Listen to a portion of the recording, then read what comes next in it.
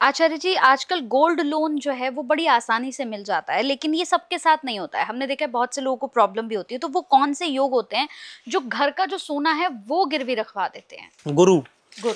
जब भी बुध की राशि में बैठ जाए, बुध की भी कन्या राशि में जब जब भी बैठ जाता है, तो ऐसा जातक गोल्ड लोन ले ले तो उसको गोल्ड लोन को चुकाना भी मुश्किल हो जाता है। क्योंकि गुरु की दोनों राशियों में बुध ग्रह नीच के माने गए हैं, चाहे वो धनु राशि में हो, चाहे वो मीन राशि में हो। तो ऐसे ही जब बुध को ये मालूम चल गया कि मेरे को गुरु ग्रह ने स्थान नहीं दिया, तो जैसे ही गुरु यहाँ पर बुध की कन्या राशि में आकर बैठ जाए, तो वह गोल्ड लोन को गिरवी करवा देता है। क्योंकि गोल्ड किसे देखा जाता है? गुरु ग्रह से देखा जाता है। तो ऐसा जातक गोल्ड लोन ले ले, या वह गोल्ड उसको बेचना पड़ जाता है, लोन चुका नहीं पाता है, या गोल्ड उसके हाथ से कभी कभी गुम भी हो जाता है। जैसे आपने अभी गोल्ड की बात करी आचार्य जी, अभी हमने क्रेडिट कार्ड की बात करी। बहुत सारे लोग ऐसे भी होते हैं कि वो ईएमआई के जाल में फंसते चले जाते हैं और नौबत यहाँ तक आ जाती है, उनके हालात इतने खराब हो जाते हैं कि वो अपने घर के कागज गिरवी रख देते हैं, घर गिरवी रख देते हैं, ताकि उनके ऊपर जो कर्ज है वो उतर सके, वो अपनी लाइफ को जी पाए। तो ये नौबत क्यों आती है कि लोग अपना घर तक गिरवी रख देते हैं? मंगल बुध की युति। अच्छा।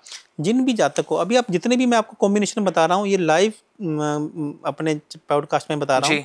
आप अपनी कुंडलियाँ खोलिए और ये चेक कीजिए, जितने भी आपको मैंने कॉम्बिनेशन बताए हैं, आपको सभी के सभी कॉम्बिनेशन आपकी कुंडली में बताएंगे। यदि आप उस समस्या से परेशान हैं, यदि आपकी कुंडली में मंगल बुध की युति है, मंगल छठे घर में जाकर बैठ गया है, मंगल बुध की राशि में जाकर बैठ गया है, तो वह जातक डॉक्यूमेंट से लोन यहाँ पर ले लेते हैं। डॉक्यूमेंट गिरवी रखे, बैंक लोन ले लिया।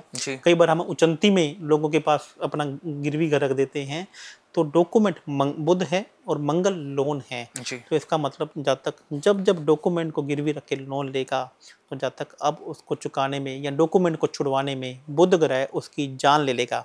उसको इसी जाल में फंसाया रहेगा कि आपको एक लोन को चुकाने में दूसरा लोन के साथ लेना पड़ेगा, और वह लोन भी जातक चुका नहीं पाएगा। बिल्कुल। कई ऐसे लोग भी हमने देखे हैं आचार्य जी, जो अपना खून पसीना देकर जो है मकान बनवाते हैं, घर बनवाते हैं, और लेकिन जिसे वो रेंट पर देते हैं, कुछ समय बाद पता चलता है कि जिसको किराए पे कमरा दिया था उसी ने पूरे मकान को अपने नाम करवा दिया है। तो ऐसा कब होता है? ऐसी बदकिस्मती कब आती है जीवन में?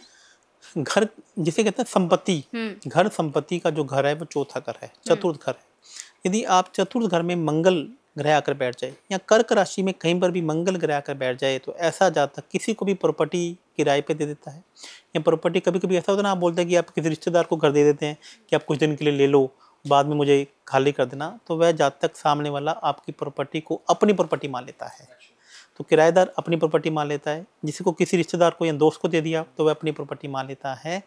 तो वह जातक को खाली कराने में या आपको ये कराने में आपको कानूनी विवाद का सहारा लेना पड़ता है, और उसके बाद भी आपको तारीख पे तारीख मिलती रहती है, क्योंकि मंगल ग्रह यहाँ पे क्या हो गए हैं? नीच के हो गए। जब हम घर की बात करें तो आचार्य जी, बहुत सारे केसेस ऐसे भी हम देखते हैं कि इंसान पूरी जिंदगी ना अपनी किराए के मकान में निकाल देता है। उसका सपना तो होता है, ख्वाहिश होती है कि मेरा अपना खुद का मकान हो, लेकिन वो ऐसा हो नहीं पाता। पूरी जिंदगी किराए पे निकल जाती है, खुद की भी, उसके बच्चों की भी। तो ऐसी नौबत क्यों आती है? क्या वजह है कि पूरी जिंदगी किराए पे ही निकल जाती है मकान? घर के सुख का जो भाव है, जब मैंने बताया कि चौथा घर घर के सुख का भाव है। घर के सुख के भाव में जब भी नीच ग्रह के साथ में कोई पापी ग्रह भी बैठ जाए, जैसे मंगल के साथ में केतु बैठ जाए, मंगल के साथ में शनि बैठ जाए, मंगल के साथ में राहु बैठ जाए, और ऊपर से इन्हीं में तीनों में से किसी ग्रह की दृष्टि भी पड़ जाए, तो इसका मतलब है जातक को अब घर का सुख नहीं है। क्योंकि सुखेश जो है वो चौथा घर है।